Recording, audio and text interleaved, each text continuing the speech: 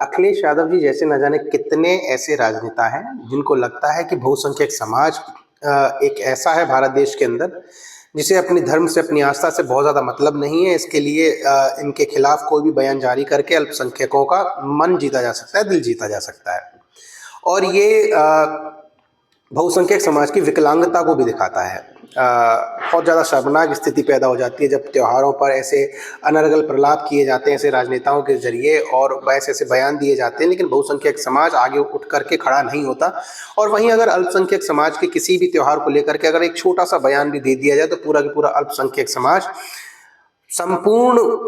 भारतवर्ष को आग में झोंकने को उतारू हो जाता है। ऐसा देखने को कई बार मिला है, चाहे मैं किसी मूवी की बात करूं जब पगड़ी को नीचे रखने की बात हो या मोहम्मद जी के लिए कोई एक गलत बयान देने की बात हो, तो उस समय पर मात्र एक बयान गलत देने से पूरा की पूरा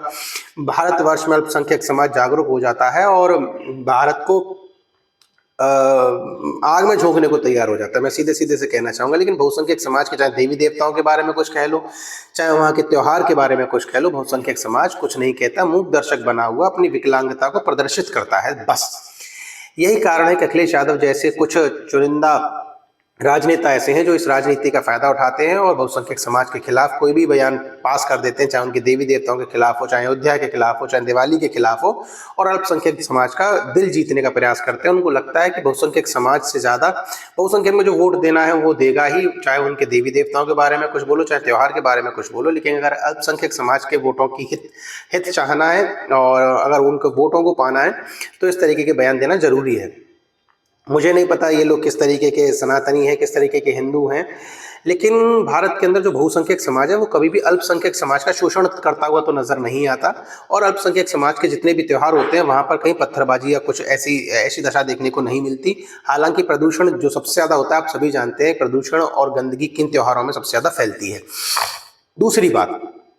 अल्पसंख्यक समाजों के हितों की बात करनी चाहिए, बिल्कुल करनी चाहिए, वो भी हमारे भाई बहन हैं, लेकिन बहुसंख्यक समाज भारत का हिंदू समाज है।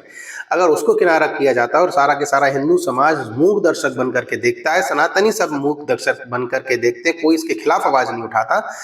तो ये दर्द का विषय है। ये असहनीय पीड़ा है उन सभी सनातनियों के लिए जो